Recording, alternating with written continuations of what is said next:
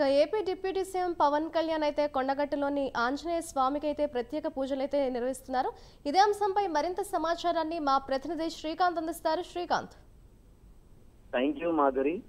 అనుకున్న షెడ్యూల్ కంటే దాదాపు 2 గంటలు ఆలస్యంగా అంటే ఈ రోజు 11 గంటలకు కొండగట్టు చేరుకోనున్న పవన్ కళ్యాణ్ అశేష జనవాహిని మధ్య రోడ్డు ప్రయాణం ద్వారా రావడంతో హైదరాబాద్ నుండి దారి మధ్యలో కూడా అతని అభిమానులంతా కూడా దారి మధ్య జేజేలు పలుకుతూ సీఎం సీఎం అంటూ కూడా పెద్ద ఎత్తున నినాదాలు చేస్తూ కూడా అతనికి ఘన స్వాగతం పలికిన పరిస్థితి అయితే నెలకొంది. అంటే పలు చోట్ల ఇటు హుస్నాబాద్, ఏదైతే సిద్దిపేట నియోజకవర్గంతో పాటు ఇటు కరీంనగర్ జిల్లాలో కూడా ప్రజలు పెద్ద ఎత్తున నీరాజనాలు పలికారు. భారీ గజమాలలతో కూడా పవన్ కళ్యాణ్ కు స్వాగతం పలికారు.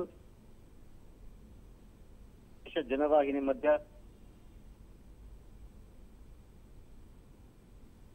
పోలీసులు మోహరించారు.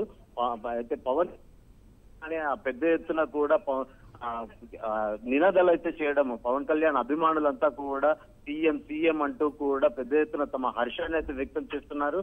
ఇప్పుడే కాసేపటి క్రితమే ఆయన ఆలయంలోకి ప్రవేశించడం జరిగింది.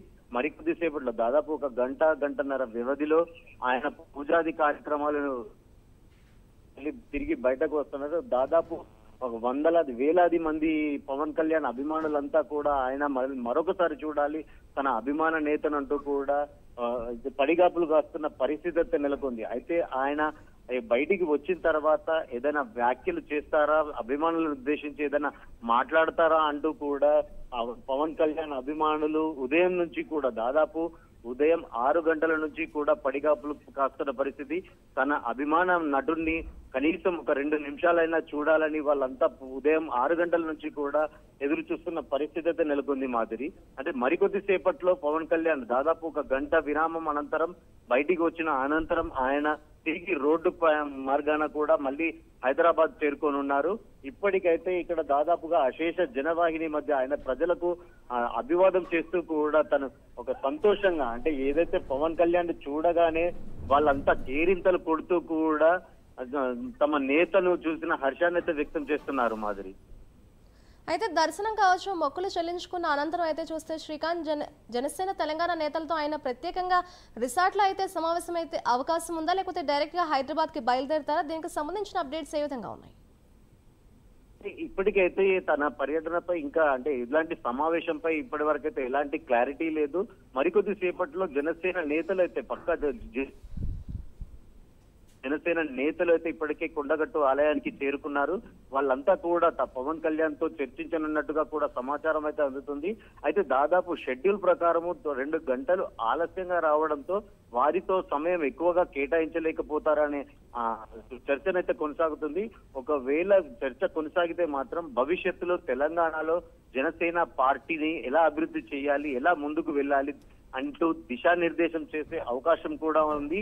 అయితే ఇప్పుడు దాదాపు భోజన విరామ సమయం కాబట్టి ఆయన వారాహి అమ్మవారి దీక్షలో ఉన్నారు. 11 రోజులు కూడా ఆయన దీక్షలో కొనసాగనున్నారు. అయితే కేవలం పండ్లు ఫలాలు మాత్రమే తీసుకొని ఉన్నారు.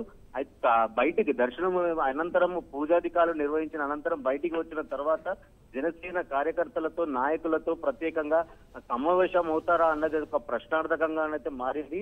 దాదాపు అంటే ఇక్కడ తెలంగాణని సమస్యలపై కూడా ఆయన ఏమన్నా చర్చించి భవిష్యత్తులో ఏదైతే ఒక దిశానిర్దేశం కూడా చేయనున్నారని ఊహాగానాలు అయితే వ్యక్తమవుతున్నాయి మాధురి.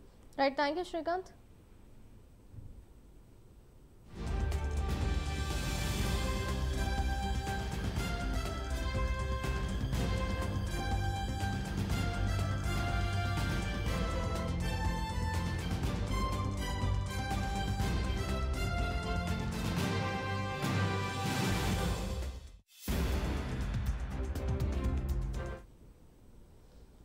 కొద్దిసేపటి క్రితమే AP deputy CM Pawan Kalyan కొండగట్టుకు చేరుకున్నారు. పవన్ కళ్యాణ్ రాకతో కొండగట్టు వద్ద కోలాహలం పెరిగింది. సేనాని రాకతో ఇప్పటికే భారీగా అభిమానులు, కార్యకర్తలు కొండగట్టుకైతే చేరుకున్నారు.